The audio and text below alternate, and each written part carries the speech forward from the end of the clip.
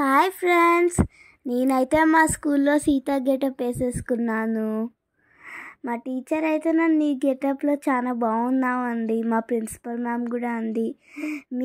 మీకు ఎలా నచ్చిందో నచ్చలేదో మీరే చెప్పండి. ఈ శారీ అయితే మా అత్త కట్టింది. ఎలా ఉంది? నాకైతే ఈరోజు చాలా హ్యాపీగా ఉంది. నేను సీత గెటప్ వేసుకొని అలా నడుస్తూ ఉండడం ఫస్ట్ టైం. నాకు చాలా అంటే చాలా హ్యాపీగా ఉంది. చూసారా, అక్కడ పక్కన రాముడు, ఇంకా రాముడి పక్కన లక్ష్మణుడు, సీత పక్కన హనుమంతుడు కనబడుతుంది కదా. సీత అంటే ఎవరో కాదు, నేనులాగా లేను కదా. నేనైతే ఈరోజు చాలా అంటే చాలా హ్యాపీగా ఉన్నాను. మా అత్తకే థ్యాంక్స్ చెప్పుకోవాలని ఇంత మంచిగా రెడీ చేసినందుకు. మా స్కూల్లో ఫస్ట్ టైం ఇలా రెడీ కావడం, చాలా బాగా రెడీ అయ్యానండి. అయోధ్య ఇంకెంత బాగుండాలండి. ఈ ప్రపంచం అంతా ఈరోజు పెద్ద పండుగలా చేసుకుంటున్నారు. ఎవ్రీ ఇయర్ ఇలాగే చేసుకోవాలి. హిందూ మతంలోని విశ్వాసాల ప్రకారం సీత శ్రీ మహాలక్ష్మి అవతారం. విష్ణు అవతారమైన శ్రీరాముని ధర్మపత్నియే ఈ సీతాదేవి. రామాయణంలో సీతా చర్చారితం మహత్ అని చెప్పబడింది. ఈమె పేరు అనేక పేర్లున్నాయి. జానకి, మైథిలి, వైదేయి, రమ అని కూడా సీతకు మరో పేర్లు ఉన్నాయి.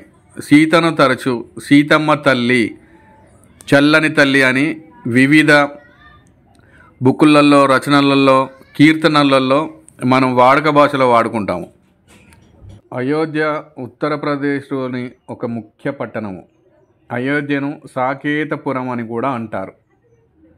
అయోధ్య అనేది భారతదేశంలో పురాతనమైన నగరాలలో ఒకటి. విష్ణువు శ్రీరాముడు అవతరించిన ప్రదేశం అయోధ్య. రామాయణ మహాకావ్యం ఆవిష్కరణకు మూల్యం ఈ అయోధ్యనే.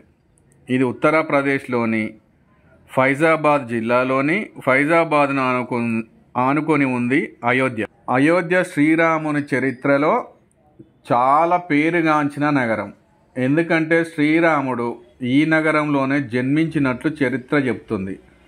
సో ఈరోజు జరిగే కార్యక్రమం అయోధ్యలో బాలరామునికి ప్రాణప్రతిష్ఠ జరిగే రోజు. అందుకే మనం కూడా ప్రపంచం అంతటా కాకుండా, భారతదేశం కాకుండా ప్రపంచం అంతటా కూడా ఈ పండుగ జరుపుకోవాల్సిన అవసరం ఉంది. ఎందుకంటే రాముడి పేరు మీదనే భారతదేశం కానీ ఇవన్నీ కానీ వచ్చినాయి. త్రేతాయుగం నాటి నగరం ఈ మన అయోధ్య నగరం.